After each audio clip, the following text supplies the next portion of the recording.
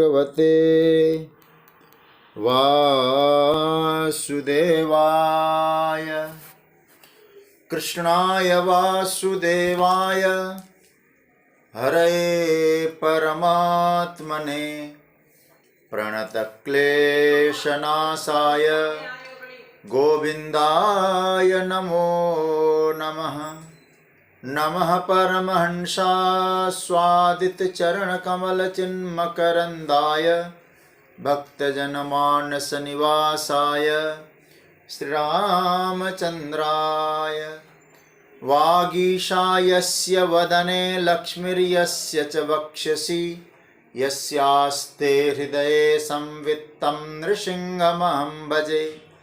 गुरुर्ब्रह्मा गुरुर्विष्णुर्गुरुर्देवो महेश्वरः गुरुस्साक्षात् परब्रह्म तस्मै श्री गुरवे नमः। भगवत चरण कमलानुरागी आत्मीय प्रिय प्रभु प्रेमीजन, हमारे स्वाध्याय परिवार से जुड़े हुए सभी आदरणीय महानुभाव स्नेहीजन, आप सभी को मेरा प्रणाम वंदन। जय सिया राम, राधे राधे। हम लोग प्रभु की मंगलमय कृपा करुणा से श्रीमद् भगवत गीता की चिंतन की यात्रा कर रहे हैं।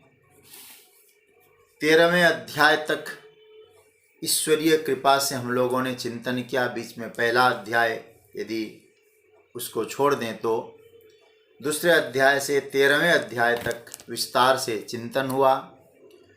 कल 14वें अध्याय को लेकर कुछ अवलोकन हुआ और इस अध्याय का जो नामकरण हुआ है वो नामकरण किया है गुणत्रय विभाग योग। गुणत्रय विभाग योग और गीता में गुणों के संदर्भ में भगवान ने कब, कहाँ, किस रूप में बात को रखा है उस पर भी कल हम लोगों ने थोड़ा चिंतन किया।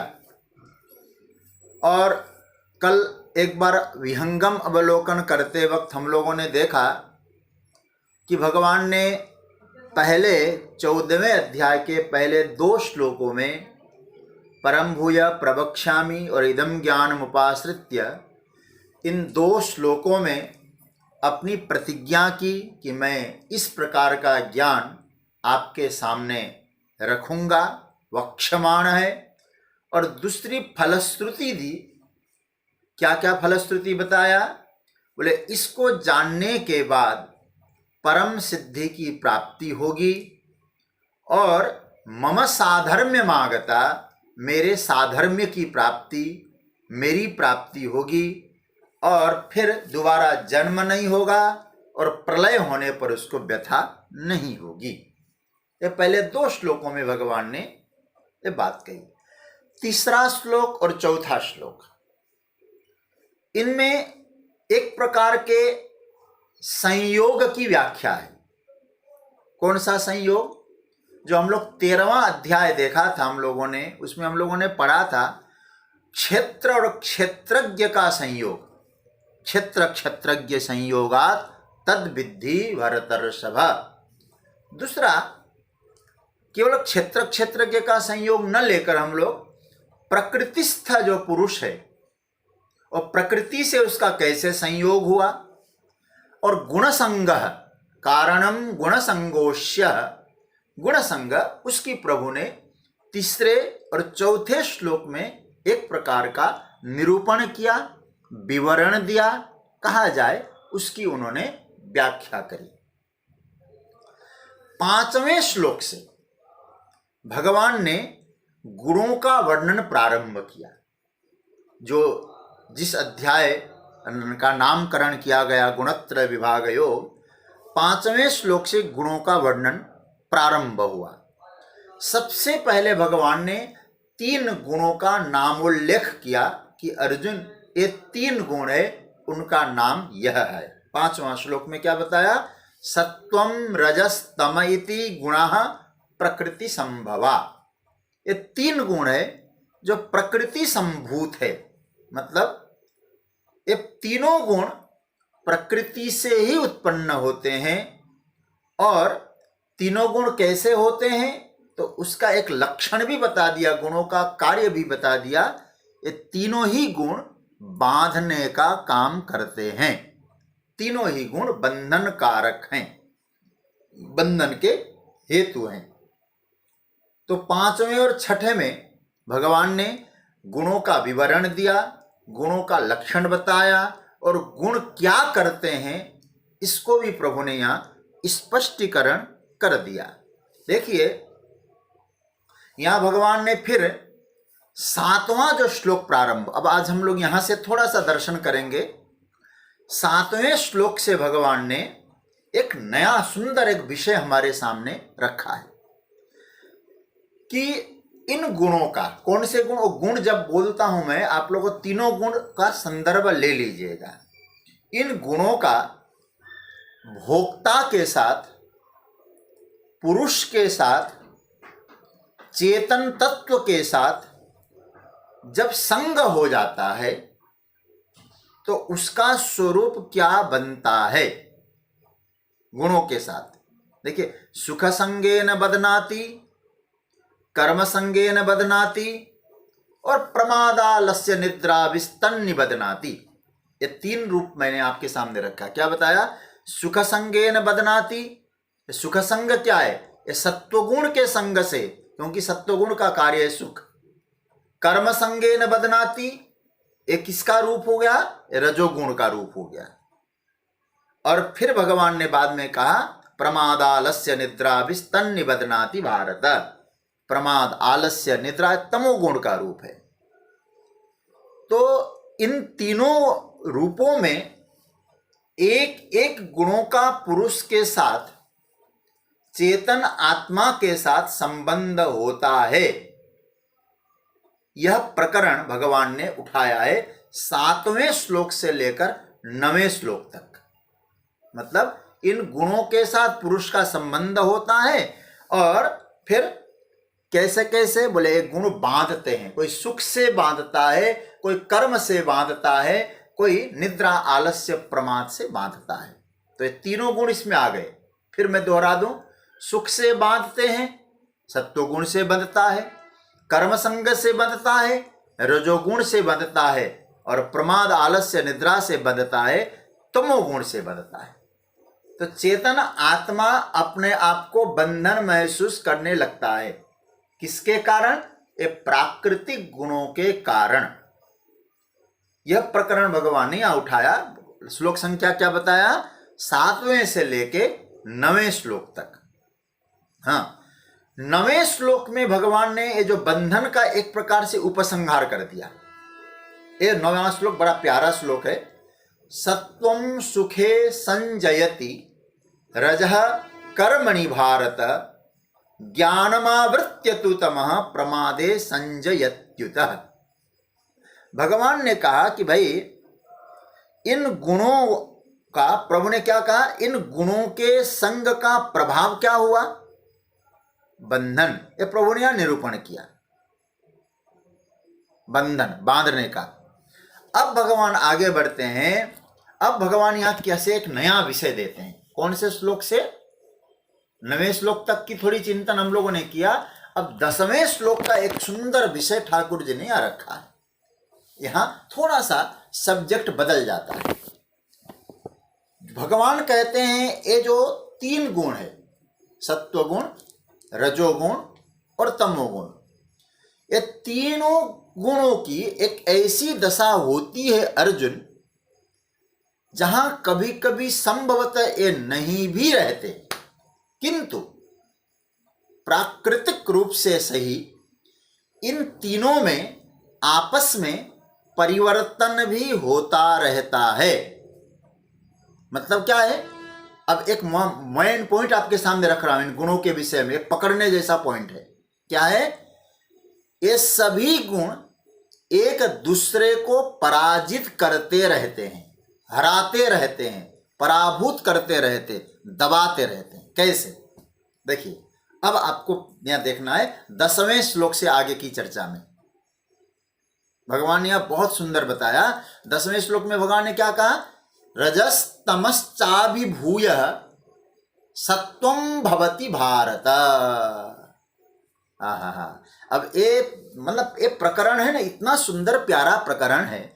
भगवान कहते हैं कि अर्जुन, सत्वगुण की प्रधानता जीवन में कब आती है?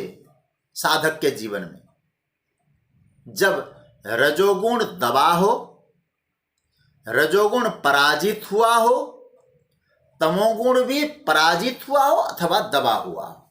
ठीक है, ये दोनों गुण दबे हुए हों तो क्या होगा? सत्वगुण की प्रबलता होने लगती है। अच्छा, भगवान से पूछा महाराज फिर रजोगुण बढ़ रहा है तो भगवान क्या कहते हैं? रजस्तमश्चाभिभूय सत्वं भवति भारत। ये देखिए, रजसत्वं तमश्चैव तमसत्वं रजस्तथा।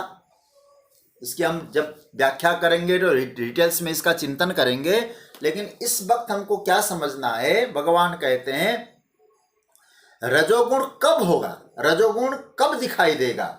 जब तमोगुण और सत्वगुण पराजित करके वो रजोगुण खड़ा होता है, उन दोनों को पराजित करके खड़ा होता है। मतलब इन दोनों को दबा के रजोगुण खड़ा हो गया तो क्या हो गया? फिर रजोगुण की प्रधानता होगी। इसी तरह से तमोगुण, जहां सत्वगुण और रजोगुण दब जाएं तो क्या होगा? वहां तमोगुण की प्रधानता हो जाएगी। तो कहने का अर्थ क्या हुआ?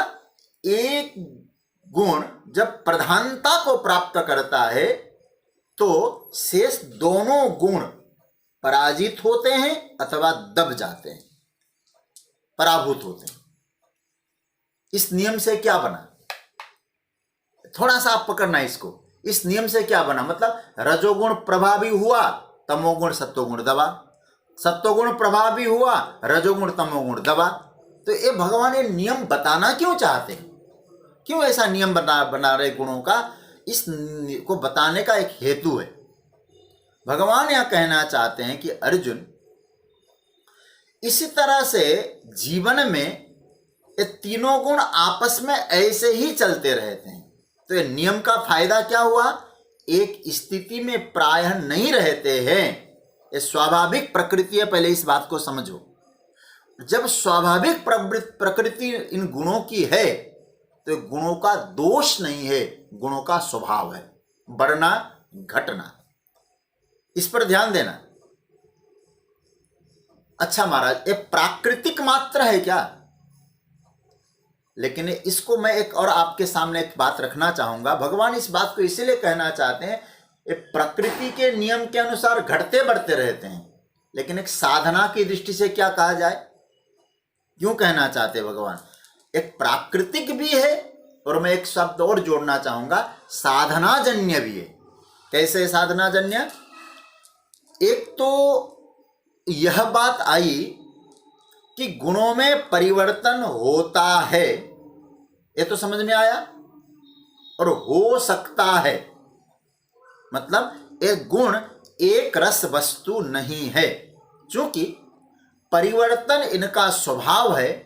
अतः मेरे प्रयोजन के अनुरूप कौन सा गुण मुझको चाहिए, ऐसा परिवर्तन मैं कर सकता हूं। ये सिद्धांत पकड़ना। जब ये बदलते हैं तो मेरे अनुरूप कौन सा गुण मुझे चाहिए। इसलिए जब आप किसी गुण का आवाहन करते हैं तो आपके जीवन में वो गुण प्रकट हो सकते हैं। जब आपको कर्म करने जाना हो, किसी काम में जाना हो, आप रजोगुण का आवाहन कर सकते हैं।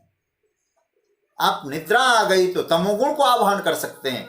ध्यानस्थ है, सुख की प्राप्ति हो रही है, आप सत्वगुण को आवाहन कर सकते हैं। क्योंकि जब भगवान स्पष्ट कहते हैं एक जैसे रहते नहीं है, कभी एक की प्रबलता होती है, दूसरे की कमी होती है। तो इसका मतलब है आप किसी भी गुण को आवाहन करके उसको प्रकट कर सकते हैं। मुझे कौन सा गुण चाहिए? क्योंकि भगवान, एक बात याद रख लेना चाहिए, जब व्यक्ति परिवर्तन कर सकता है कौन सा गुण मुझे चाहिए, यह बात तभी निकलती है सज्जनों, जब वस्तु परिवर्तन हो। याद रखना, हर पत्थर, यदि आपने कोई पत्थर देखा, पाषाण देखा, हर पत्थर से मूर्ति नहीं बनाई जा सकती। समझ रहे हैं ना? पत्थर को देखकर मूर्तिकार को यह पता चल जाता है कि यह पत्थर मेरी छेनी को स्वीकार कितना कर पाएगा। जितना मैं काटना चाहूंगा उतना ही कटेगा कि नहीं है पाषाण। हर काष्ठ से मूर्ति नहीं बनाई जा सकती। ध्यान देना, जब भगवान इन गुणों के बारे में गीता में आदेश करते हैं, एक आदेश, बहुत सुंदर आदेश है, दूसरे अध्याय में भगवान ने कहा है, क्या आदेश दिया है? निर्द्वंदो नित्य सत्वस्थो निर्योगक्षेमात्मवान त्रैगुण्य विषया वेदा निस्त्रैगुण्यो भवार्जुन निर्द्वंदो नित्य सत्वस्थो निर्योगक्षेमात्मवान, जिसका मैंने कल उल्लेख किया था। अच्छा, आप या एक शब्द में आपका ध्यान चाहूंगा, कल मैंने जो बातें कही थी, नित्य सत्वस्थ, जो भगवान ने दूसरे अध्याय में जो बात कही, नित्य सत्वस्थ व्यक्ति को होना चाहिए, निर्योगक्षेम आत्मवान। देखिए ये श्लोक कौन सा है? 45वां, दूसरे अध्याय का। इसमें मैं चाहूंगा आपको नित्य सत्वस्थ शब्द पे आप जरा अंडरलाइन करिएगा। नित्य सत्व में स्थित हो जाओ अर्जुन। समझ रहे हैं ना? किसमें स्थित हो जाओ? सत्वस्थ का अर्थ हुआ सत्व गुण में अर्जुन तुम नित्य रूप से स्थित हो जाओ। यदि व्यक्ति सत्वगुण में स्थित हो सकता नहीं तो भगवान आदेश क्यों देते? पहले इस बात को आप पकड़ लीजिएगा। क्या भगवान आदेश करते हैं कि नित्य सत्वस्थ, तो भगवान जानते हैं नित्य सत्वस्थ व्यक्ति हो सकता है। और नित्य सत्व आदेश तभी हो सकता है जब नित्य सत्व की प्रधानता रखने में कोई समर्थ होगा। समझ रहे हैं ना? यदि सत्व गुण को उजागर करने में कोई समर्थ होगा तो ही तो आदेश मिलेगा। ये संभावना होगी तो ही आदेश मिलेगा। कोई थोड़ी गुरुजी कहेंगे शिष्य को जाओ आकाश से पुष्प लेके आओ, बेटा जाओ खरगोश के सींग होंगे खड़े लेके आओ, देख के आओ कितने सींग होते हैं। क्योंकि आदेश जो गीता में दिया जा रहा है नित्य सत्वस्थ होना, तो इसका मतलब आप अपने अनुरूप सात्विक वृत्ति को धारण कर सकते हैं। रजोगुण और तमोगुण आपके जीवन में दबे हुए हो सकते हैं, पराजित भी हो सकते हैं। क्योंकि गीता में जब कहा जाता है, तो मैं बार बार आप लोगों से कहता हूं, गीता में असंभव वाली बात कभी प्रभु ने कही नहीं है। असंभावना गीता में है ही नहीं। इस संभावना की जो चर्चा है भगवान बता रहे हैं, ये संभावना है गुणों में। यदि आप चाहें, जो चाहें वो गुण आप धारण कर सकते हैं, उसकी प्रबलता को आप एक्सेप्ट कर सकते हैं। इसलिए प्रभु ने 10वें श्लोक में क्या कहा? रजस तमश्चाभिभूय अभिभूय सत्वं भवति भारत। रजोगुण तमोगुण को दबाने के बाद आप सत्वगुण में स्थित हो सकते हैं। क्यों? गुणों के परिवर्तनशीलता ये क्या है? ये प्राकृतिक है। तो भगवान इसी प्राकृतिक गुणों को भगवान थोड़ा सा विवरण हमारे लिए देते हैं। देखिए थोड़ा सा और गंभीरता से जाइए। पहला वर्णन क्या हुआ? संग का। एक एक गुणों के संग का पुरुष के ऊपर कैसा प्रभाव पड़ता है, किस तरह से वह संग करता है और संग करके क्या करता है। क्योंकि हर संग के बाद भगवान ने एक शब्द जरूर जोड़ा है। आपका ध्यान चाहूंगा, क्या जोड़ा है? भगवान ने एक शब्द जोड़ा है, निबधनाति, निबधनंती, बदनंती, ये जरूर जोड़ा है। इस पर आप ध्यान दीजिएगा। मतलब क्या प्रभु कहना चाहते हैं? भगवान ने निबधनाति जरूर कहा है, निबधनंती जरूर कहा है। सुख संगे न बदनाति, कर्म संगे न बदनाति। आई पकड़ में बात आ रही ना? बांधते जरूर है, मतलब गुणों का जो संग हो रहा है वह भी अलग अलग है, किंतु क्या हुआ, प्रभाव क्या है, प्रभाव एक है। गुणों का प्रभाव क्या है, एक है। आप इसको लिख सकते हैं, गुणों का प्रभाव है बंधन। क्या प्रभाव है, बंधन। तो 10वें श्लोक में प्रभु ने कहा गुणों में परिवर्तन एक सहज प्रकृति है और इसका प्रभाव है चेतन तत्व जीवात्मा को बंधन में डालना। तो भगवान यहां क्या कह रहे हैं, अर्जुन, प्रकृति जब परिवर्तित होती है तब उस चेतन पर क्या प्रभाव डालती है, उसका लक्षण क्या है। यहां भगवान ने दो विषय उठाए, दो विषय, 11वां 12वां और 13वां।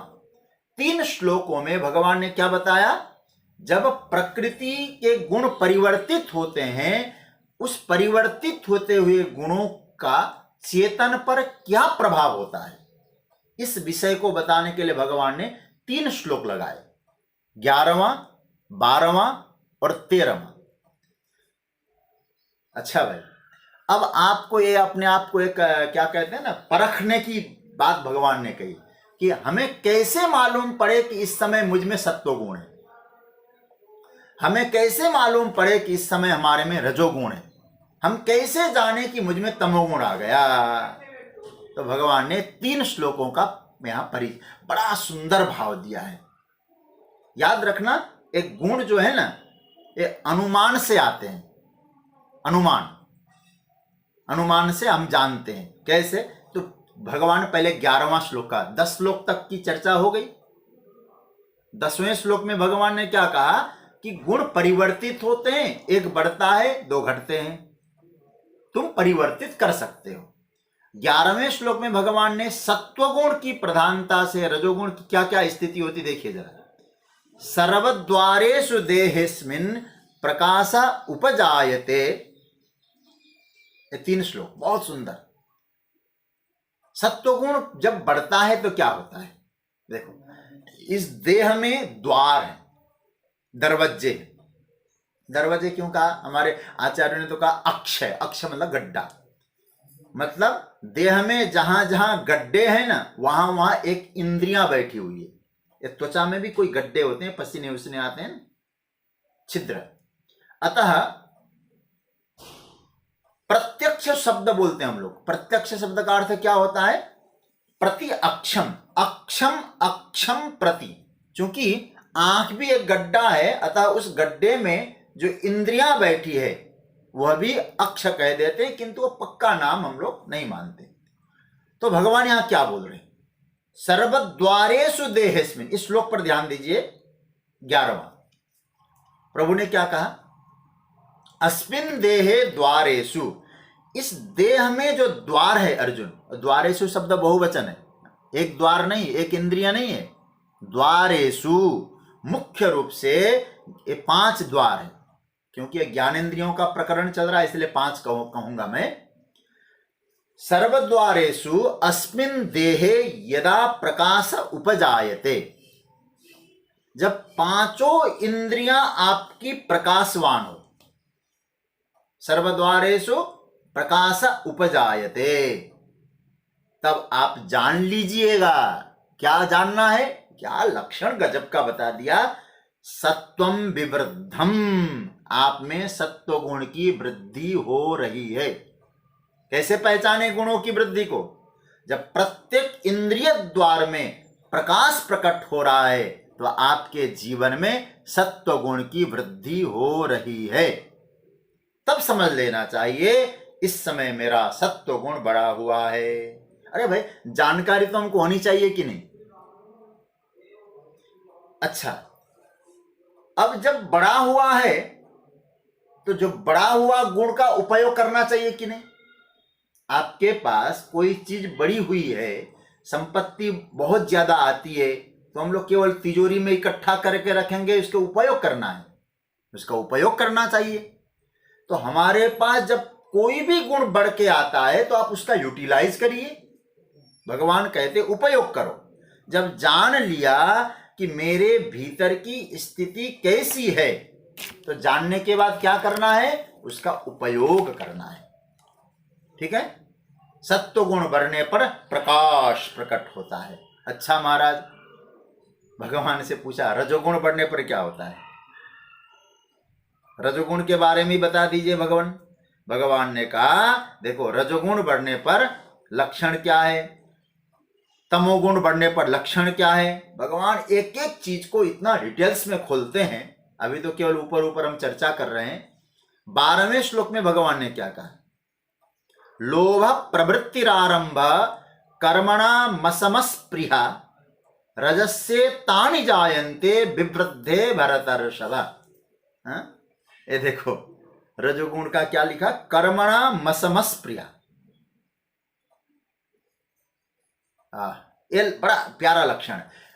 कोई काम करता है तो रजोगुण में करता है, सारे कर्म रजोगुण में भी बढ़ता है, लेकिन कर्म में शांति नहीं मिलती उसे। क्यों नहीं मिलती भाई? क्योंकि यदि किसी को उसने कार्य सौंपा है, वो सोचता है किया कि नहीं, थोड़ी थोड़ी देर में जाता है। रामायण में कथा आती है, रावण ने अपने सेवकों को कहा देवताओं के लोगों को उजारो, कुबेर की संपत्ति को हड़प लो, एक अब आदेश दिया। और आपको बताओ सब लोग जाने लगते हैं तो उसके बाद क्या होता है, चले जाते हैं। तो गोस्वामी जी लिखते हैं आप ही उठी धाए। अरे भाई तुमने भेजा है करके आएंगे, उसको भरोसा नहीं, शांति नहीं है, सिंहासन पे वो बैठ नहीं रह सकता है। असम, असम शब्द का अर्थ क्या होता है, समो न विद्यते, शांति उसको नहीं मिलती। एतानि जायन्ते, ये मनोवृत्तियां जन्म लेती है। कब? जब रजोगुण की वृद्धि होती है। चलो करें, ये भी मैं करूं, पता नहीं करेगा कि नहीं। रजसी विवृद्धे सती, रजोगुण जब बढ़ता है ना अर्जुन, तब इस प्रकार की स्थिति व्यक्ति के जीवन में आती है। देखिए कितना बढ़िया सूत्र दिया ठाकुर जी ने, रजस्ये तानि जायन्ते विवृद्धे भरतर्षभ। ये बढ़ते हैं रजसी विवृद्धे। गीता की भाषा भी बहुत सरल है। ये जानना चाहिए कि इस प्रकार की स्थिति आ रही है तो मुझ में रजोगुण की वृद्धि हो रही है। अच्छा महाराज, तमोगुण बढ़ने लगा, सत्वगुण बढ़ने लगा तो हर द्वार से प्रकाश, रजोगुण बढ़ने लगा तो हम जाएं करें, चैन नहीं है उसको एक जगह बैठने की। फिर तमोगुण बढ़ने लगा तो क्या होगा, तमोगुण का लक्षण क्या है, तो भगवान कहते हैं, बहुत सुंदर दिया, अप्रकाशो प्रवृत्तिश्च प्रमादो मोह एव च तमस्येतानि जायन्ते विवृद्धे कुरु नंदन। हमें तमोगुण बढ़ रहा है, इसका लक्षण क्या है? आइए थोड़ा पहचानते तमोगुण की वृद्धि का भी क्या है। देखो 13वां श्लोक, भगवान कहते हैं तमोगुण बढ़ने पर इस प्रकार की प्रवृत्तियां बढ़ती है। क्या क्या बढ़ता है? अप्रकाशः, प्रकाश रहित। देखो एकदम उल्टा हो रहा है कि नहीं। जब सत्वगुण की चर्चा आ रही थी तो भगवान ने क्या कहा था? भगवान ने कहा था प्रकाश उपजायते। आप जरा गीता के सूत्रों को मिला के रखना। सत्वगुण बढ़ रहा था कौन से श्लोक में? 11वें श्लोक में। सत्वगुण में भगवान ने क्या कहा? प्रकाश की वृद्धि होती है। और तमोगुण आया तो क्या क्या? पहला ही शब्द दिया, अप्रकाशः। प्रकाश नहीं होगा, अंधेरा रहेगा फिर उसके जीवन में।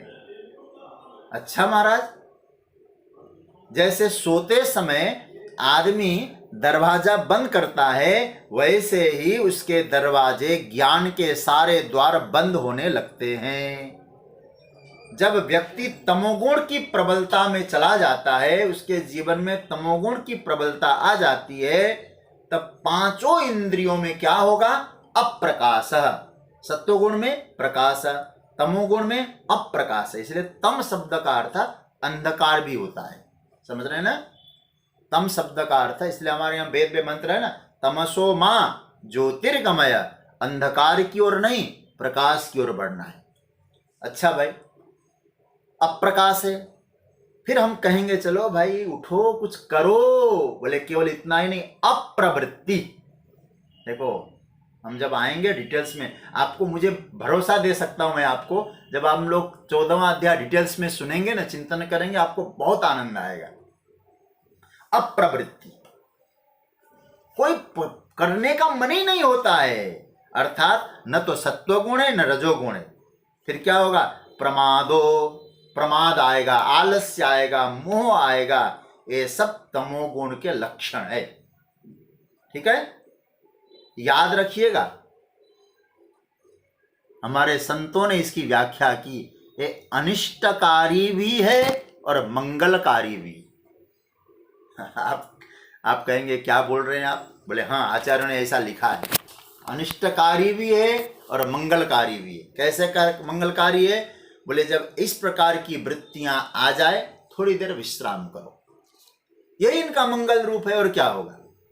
विश्राम न करे आदमी तो आगे कुछ कर नहीं सकता, तो तमोगुण भी कल्याण के लिए ही है। तो ये हुआ लक्षण। कितने श्लोकों में भगवान ने सत्वगुण, रजोगुण, तमोगुण के लक्षण बताए? 3 श्लोकों में, 11, 12 और 13। ठीक है, अब भगवान 5 श्लोकों का एक दूसरा प्रकरण प्रारंभ करते हैं। 14, 15, 16, 17, 18। तो इन 5 श्लोकों में भगवान ने जो 13वें अध्याय के उस वाक्य का विवरण दिया है। कौन सा वाक्य? कौन सा वाक्य? अब मैं आपको निवेदन करना चाहूंगा, क्योंकि आप लोग खूब प्रेम से अध्ययन करते हैं। सदसद योनि जन्मसु, 13वां अध्याय में हमने पढ़ा था ना। और मैंने कल क्या कहा था? 14वां अध्याय 13वें अध्याय के कुछ सूत्रों की व्याख्या है। क्या लिखा, क्या कहा था 13वें अध्याय में? देखिए 21वें श्लोक में भगवान ने क्या कहा? 13वें अध्याय का 21वां श्लोक, कारणम गुणसंगोस्य सदसद योनि जन्मसु। सद योनि, असद योनि, मतलब अच्छी योनि में जाएगा, बुरी योनि में जाएगा। गुण संग के कारण, संग ही कारण बनता है अलग अलग योनियों में जन्म लेने का। क्या है योनियां? कौन से गुण से कौन सी योनि में व्यक्ति प्रवेश करता है, कुछ मोटा मोटा सा परिचय परमात्मा ने यहां दिया है। ठीक है, और श्लोक संख्या याद रखना, 14, 15, 16, 17, 18।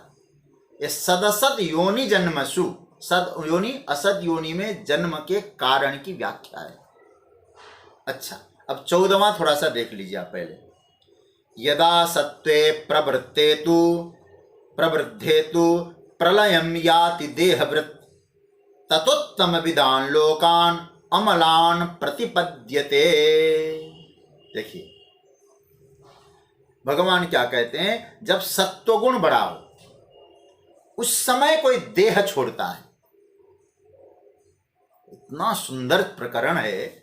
सत्वगुण में आपकी प्रवृत्ति है, सत्वगुण की प्रबलता है आपके जीवन में, उस समय आपके देह को छोड़ने का समय आ गया। तो उस वक्त जीव उत्तम लोकों को प्राप्त करता है। कैसा? अमलान लोकान प्रतिपद्यते। ये संस्कृत का आनंद है।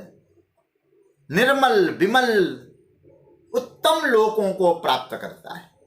अच्छा महाराज, रजोगुण की वृद्धि हो तो कहां जाएगा फिर वो? तो भगवान ने कहा रजोगुण की वृद्धि हो तो ध्यान दो, रजसी प्रलयम गत्वा कर्म संगीषु जायते। ये देखिए रजोगुण की जब वृद्धि होती है ना अर्जुन, वह कहां जाएगा? कर्म संगीषु जायते, कर्म संगियों की योनियों में जाएगा। करो करो मरो करो, यही काम करना है उसको, कर्म संग बन जाएगा। अच्छा, तमोगुण की वृद्धि हो उस समय कोई मरे, देह छोड़े, कौन सी योनि में जाता है? मूढ़ योनिषु जायते। लो, मूढ़ योनियों में जाएगा वो। मूढ़ योनि कौन सी है? वनस्पति बनेगा जहां ज्ञान की न्यूनता रहेगी, ज्ञान की कमी रहेगी, ऐसी योनियों में वो जाएगा। आई समझ में बात? जब कर्म मतलब फिर डिटेल्स मैं बता रहा हूं आपको, सत्वगुण प्रधानता हो उस समय देह छोड़ता है, उत्तम लोक में जाता है, उत्तम गति प्राप्त करता है। रजोगुण की प्रधानता हो उस समय यदि वो देह छोड़ता है तो कर्म संगी बन जाता है, केवल करो करो में जाएगा। और फिर वो क्या कहेगा? बोले कथा सुनने बैठो ना, वो क्या कहता है? मरने का फुर्सत नहीं, क्यों कथा सुने, गीता चिंतन में आ जाओ। वो क्या कहेगा? इतना काम पड़ा फैला पड़ा है, गीता सुनेंगे हम? तो ऐसे दिन भर और कुछ नहीं काम, केवल करो करो करो करो, आत्मचिंतन छूटता है, कर्म संगी छूट। जब रजोगुण की प्रधानता होने पर देह छूटता है। अच्छा, तब तमोगुण की प्रधानता होगी तब देह छूटा तो मूढ़ योनि। मूढ़ योनि मतलब या तो वृक्ष बनेगा या ऐसे पशु योनियों में जाएगा जहां ज्ञान का कोई दिग्दर्शन नहीं हो पाता। ठीक है, अब भगवान आगे और स्पष्टीकरण करते हैं। कर्मणः सुकृतस्याहु सात्विकम निर्मलम फलम। आहा हा हा हा, ये पुरुषार्थ का क्षेत्र ठाकुर जी ने दिया। क्या पुरुषार्थ का क्षेत्र है? भगवान कहते हैं जब उसने सुकृत किया है तो फल निर्मल मिलेगा, उसको अच्छा फल मिलेगा। रजोगुणी कर्म उसने किया है तो क्या मिलेगा? रजोगुणी यदि उसने कर्म किया है तो निश्चित समझ लेना, रजसस्तु फलम दुखम। एक एक मंत्र है भागीता के इन सूत्र। रजोगुण का फल क्या बना? दुख। यदि किसी ने रजोगुण का खूब आश्रय लिया है, उसने सत्वगुण को नहीं बदला, और ध्यान देना रजोगुण को सत्वगुण में नहीं बदला।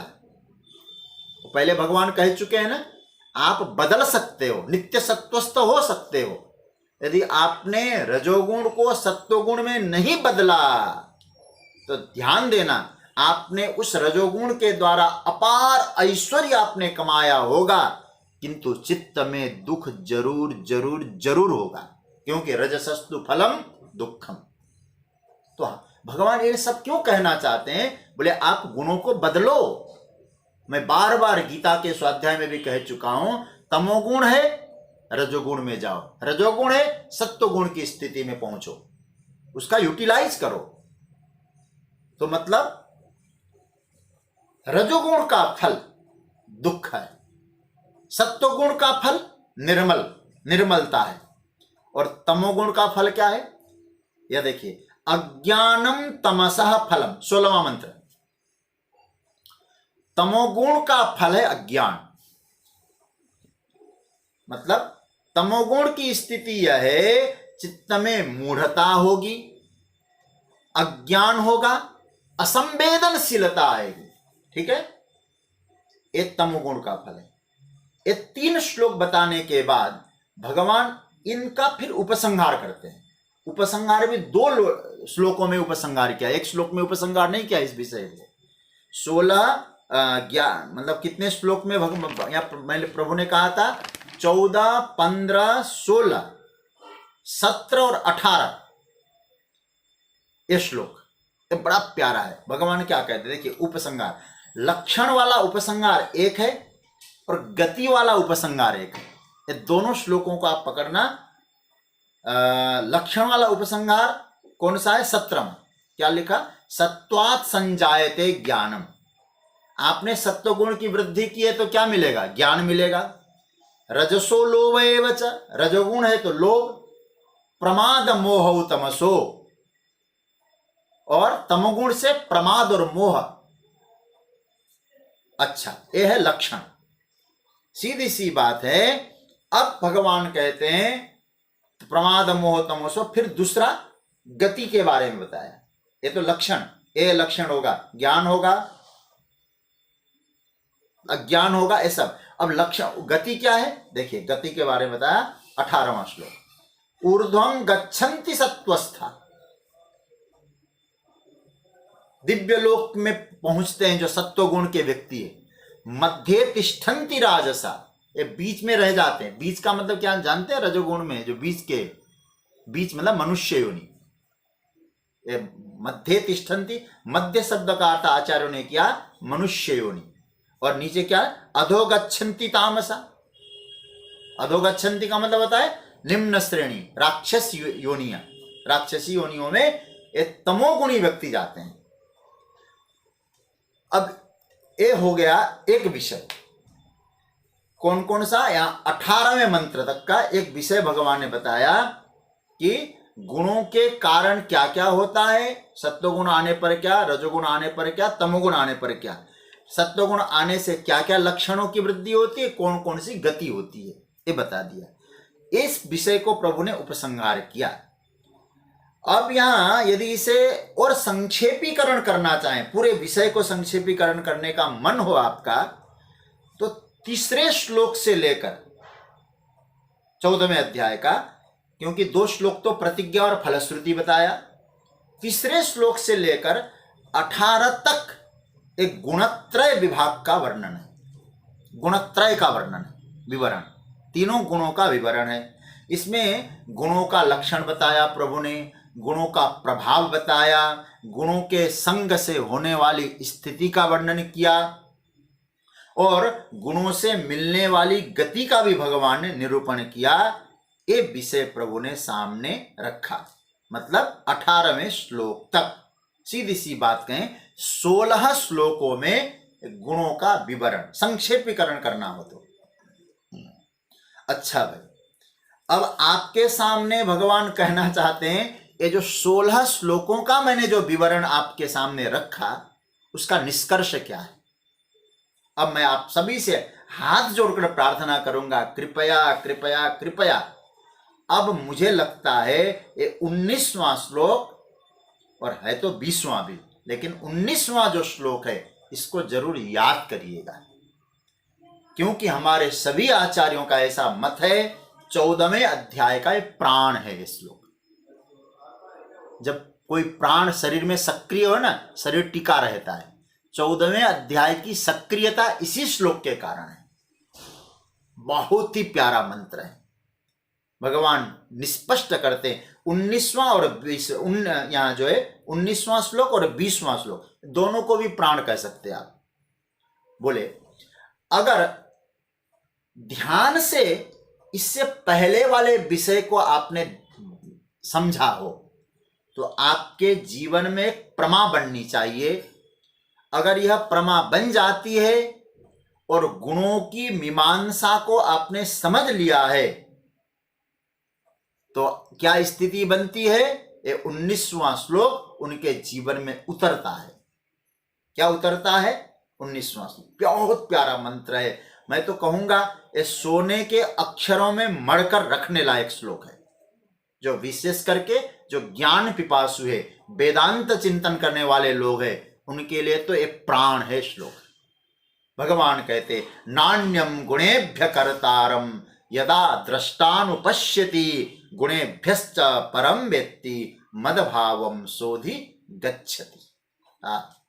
बलिहारी प्रभु क्या कहते हैं? अर्जुन 13वें अध्याय की व्याख्या। अच्छा एक बात मैं आपसे कहूं, आपको लगता है ना 13वें अध्याय की एक व्याख्या यदि गंभीरता से देखें तो भगवान ने क्या कहा था? सारा का जो सारा ये जो क्षेत्र है ना, भगवान ने जो कहा क्षेत्र क्षेत्रज्ञ, सारा कहां चला गया है गुण? भगवान ने क्षेत्र में डाल दिया, खेत में डाल दिया गुणों को। मतलब 13वें अध्याय की भाषा में क्या होगा? क्षेत्र में डाल दिया ये प्रवृत्तियों को, और 14वें अध्याय की भाषा में कहूं सारी प्रवृत्तियों को भगवान ने गुणों में डाल दिया। अच्छा, अब उस दृष्टा को क्या दिखाई देना चाहिए? ये सब गुणों की चर्चा करने के बाद भगवान कहते अब जो दृष्टा है उसको क्या दिखाई देना चाहिए? गुणेभ्यश्च परम वेत्ति। गुणेभ्यः अन्य न कर्तारम। ये पॉइंट क्या बताया? अगर ज्ञानी भी है, अगर ज्ञान भी है तो आपको किसके कारण ज्ञान हो रहा है? गुण के कारण ज्ञान। आप बिल्कुल मत अपने आप को मत डालिएगा इन गुणों में। आप अपने कारण ज्ञान नहीं पा रहे हैं, गुणों के कारण ज्ञान पा रहे हैं। अच्छा, किसके कारण? बोले सत्व गुण के कारण ज्ञान पा रहे हैं। सुख हो रहा है तो भी सत्व गुण के वजह से हो रहा है, कर्म हो रहा है तो रजोगुण के वजह से हो रहा है, आप सो रहे हैं तो आपको तमोगुण की वजह से हो रहा है। मैं ऐसा कुछ भी नहीं कर सकता, मैं ऐसा कहूं कि ये मेरा काम है, अच्छा हो या बुरा हो ये सब भ्रम है। भगवान कहते हैं अब आपको क्या देखना चाहिए?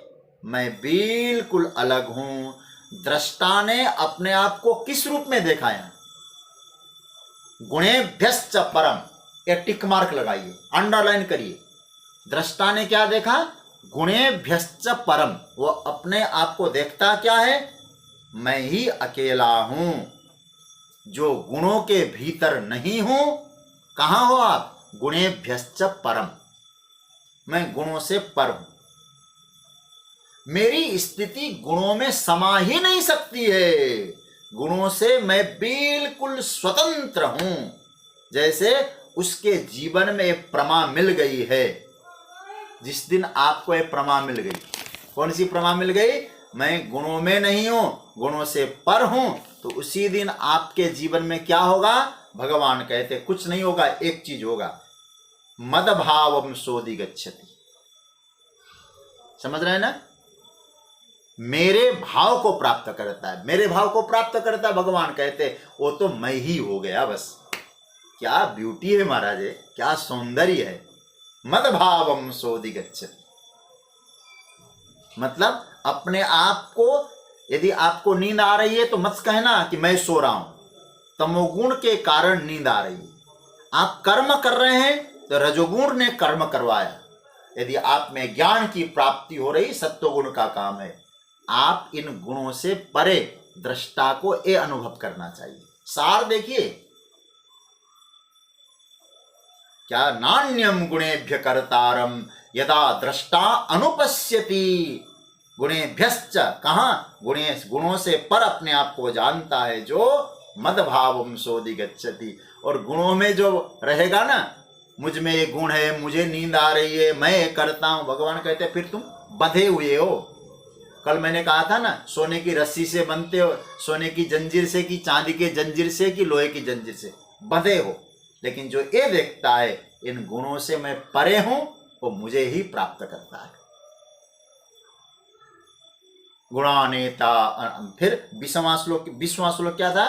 गुणानेता नतित्यत्रीन देही देह समुद्भवान जन्म मृत्यु जरा दुःखैर विमुक्तो मृतमश्नुते। अर्जुन,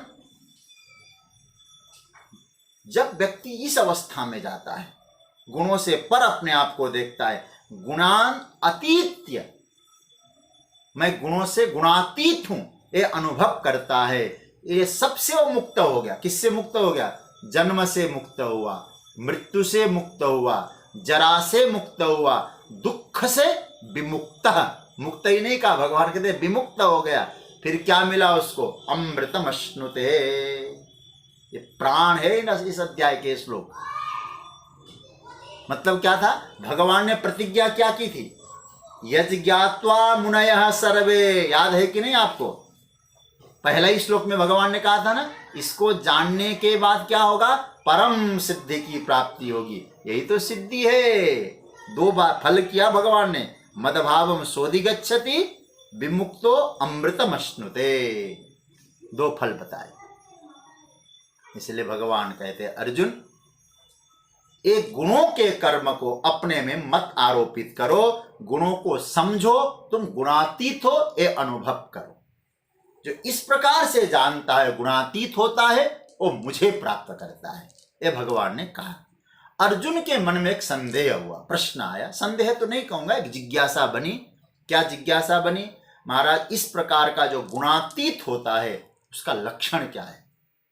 21वें श्लोक में अर्जुन ने प्रश्न किया। कैलिंगै स्त्रीन गुणानेता नतीतो भवति प्रभो किमाचार कथम चैतान स्त्रीन गुणानति वर्तते। भगवान अर्जुन ने क्या कहा महाराज? उसके लक्षण क्या होते हैं?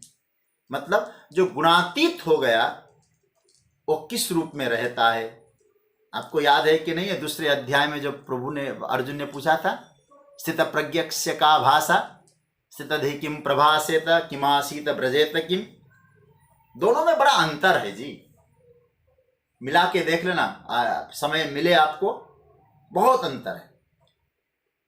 इस प्रकरण में ज्ञानी की चरम स्थिति का लक्षण है। वहां भी अर्जुन ने पूछा तो था उसका आचरण कैसा होता है, और यहां भी कहा किमाचार कथम चैतांस, कैसे बोलता है, कैसे रहता है भगवान ने, वहां का अर्जुन ने पूछा था, यहां भी पूछा है। वो जो गुणातीत होता है उसके लक्षण कैसे होते हैं। तो 6 श्लोकों में भगवान ने अर्जुन के प्रश्न का उत्तर दिया है। 21वां श्लोक प्रश्न है, उसके बाद 22, 23, 24, 25, 26, 27, इस 6 श्लोकों में गुणातीत जो साधक है, गुणातीत महापुरुष है, उसके लक्षण की चर्चा की। वो कैसा आचरण करता है, भगवान कहते हैं अर्जुन ये सब आचार विचार प्रचार ये सब गुणों के कारण है। चेतन में जब गुण ही नहीं है कुछ भी, और त्रिगुणातीत हो चुका है, और क्या आचार क्या विचार, उसमें क्या होगा, प्रकाशम च प्रवृत्तिम च मोहमेव च पांडव न द्वेष्टि संप्रवृत्तानि न निवृत्तानि कांक्षति। भगवान कहते अर्जुन यह है सर्वतंत्र स्वतंत्र। भगवान भाष्यकार ने एक बहुत सुंदर सूत्र बोला, निस्त्रय गुण्ये पथि विचरतः को विधि को निषेध। क्या विधि और क्या निषेध, जब गुणातीत हो चुका है, तीनों गुणों से जिसका जब प्रभाव प्रकट होता है, वो गुण आते हैं उसके पास। क्या क्या आते हैं, प्रकाशम च, कभी प्रकाश आता है तो क्या कहेगा, आएगा सत्व गुण आ गया, गुणों का दृष्टा बनता है। ध्यान देना, ऐसा नहीं कि गुणातीत व्यक्ति में ऐसे गुण नहीं आते, आते हैं। क्या आते, प्रकाशम। मैं क्योंकि समय भी थोड़ा संकेत करने वाला है, इसीलिए थोड़ा संक्षेपीकरण कर रहा हूं। देखिए क्या क्या भगवान ने 3 बातें बताई हैं पहले ही, और आप सब समझ जाएंगे क्योंकि बहुत समझदार आप लोग हैं, अच्छा अध्ययन करते हैं। प्रकाश, प्रवृत्ति, मोह, 3 बातें प्रभु ने कही। क्या क्या कही, प्रकाशम च प्रवृत्तिम च मोहम, च लगाया, और प्रकाश और प्रवृत्ति और मोह। मतलब क्या अर्थ निकला, जब प्रकाश आता है तो जो गुणातीत व्यक्ति सोचता है हाँ हाँ आ गया भाई, सत्वगुण आ गया। प्रवृत्ति आ गई तो कहेगा रजोगुण आ गया, मोह आ गया, क्या कहेगा, तमोगुण आ गया। अच्छा, फिर वो क्या कहेगा, भगाएगा तमोगुण को। भगवान कहते हैं न द्वेष्टि, वो द्वेष नहीं करता। ये जरूर बोलता होगा तुम आ गए हो, बोले हाँ बैठ जाओ।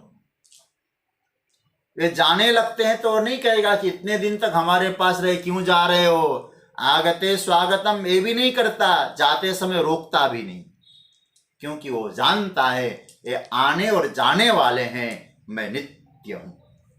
समझ रहे हैं ना, ये गुण क्या है, ये सब आते हैं और जाते हैं। गुणातीत क्या समझता है, आने जाने वाले गुणों को मैं अपने में आरोपित नहीं करता हूं। हमारे पथिक जी महाराज गाया करते थे, जगत में जो आता सदा रह न पाता, रहता सदा ओ न आता न जाता। न तुम आए हो न तुम जाओगे, ये गुण आए हैं ये गुण जाएंगे भी। न द्वेष्टि, द्वेष नहीं करता। न कांक्षति, वो ये भी नहीं कहता आ जाओ बस बैठो।